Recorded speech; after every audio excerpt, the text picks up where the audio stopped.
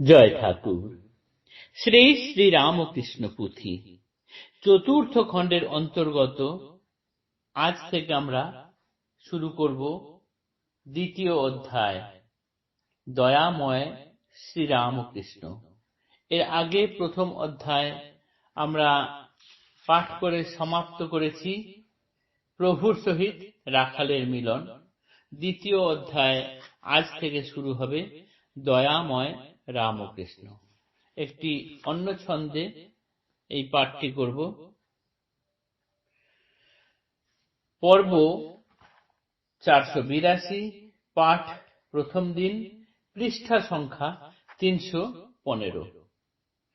জয় প্রভু রামকৃষ্ণ অখিলের স্বামী, জয় জয় শ্যামা সুতা জগত জননী, জয় জয় দোহাকার যত ভক্তগণ, সবার চরণ রেণু মাগে এ অধম। দয়াময় শ্রীরামকৃষ্ণ। কলি কলুষনাশন মহাতম বিনাশন, ধর্ম অর্থ কাম মোক্ষ ধাম, দিনহীন হিতকারী ভব জলধিকাণ্ডারী, দয়াময় রামকৃষ্ণ নাম। পুরুষ প্রধান প্রভু পরম ঈশ্বর বিভু, মায়াময় মায়ার অতীত, গুণাতীত গুণময় কার্য কারণ আলয়, মহৈশ্বর্য অঙ্গে বিরাজিত। একাধারে নানা মূর্তি নানা ভাবে পায় স্ফূর্তি, ভাবময় ভাবেরও সাগর, যত ভাব তত রূপ নরদেহে বিশ্বরূপ, অগণন রসেরও আকর, চিন্ময় কোমল অঙ্গ নরদেহে লীলা রঙ্গ, সাঙ্গপাঙ্গ সঙ্গ প্রিয় ভাব, দেশ কাল পাত্র ভেদে নানা লীলা নানা স্বাদে, মহাশক্তি সহ আবির্ভাব, প্রভুদেব অবতারে জীবেরও শিক্ষার তরে, একাধারে সমষ্টি সবার, বিশ্বজননীর ন্যায় সকল প্রকাশ পায়, পূর্ণভাবে যত অবতার, নানা দ্রব্যে এক সৃষ্টি, গুণেতে নামের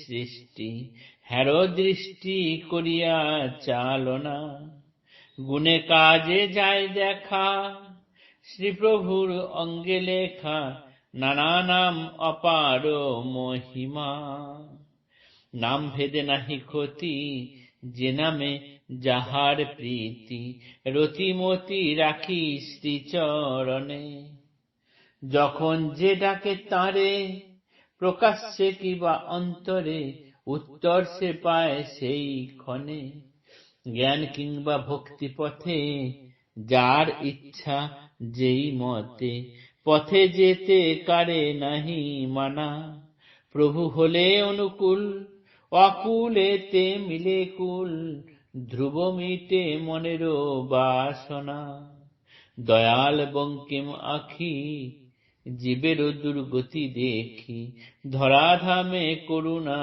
অবতার,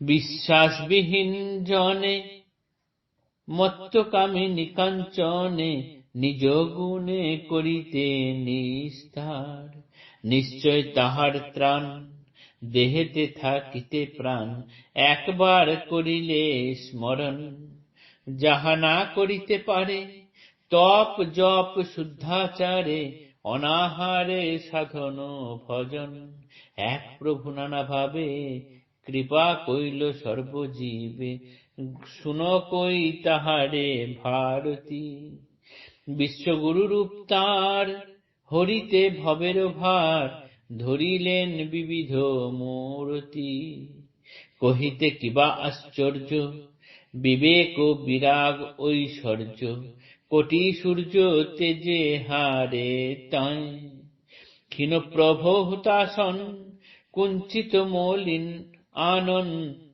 মূর্তিমান জ্ঞানেরও প্রভায়, কঠোর সাধনে মত্ত মন প্রাণ দেহ চিত্ত, 16 আনা গত একেবারে, পরমাত্মে নিত্য স্থিতি, বাহ্য হারা দিবারাতি, পুত্তুলির সমান আকারে। আজ এতটুকুই পাঠ রইল। আগামী দিনে এর পরের অংশ থেকে পাঠ করব। সুন্দর সরল ভাষায় এটি লেখা, তাই আর ব্যাখ্যা করলাম না। জয় ঠাকুর, জয় শ্রী রামকৃষ্ণ।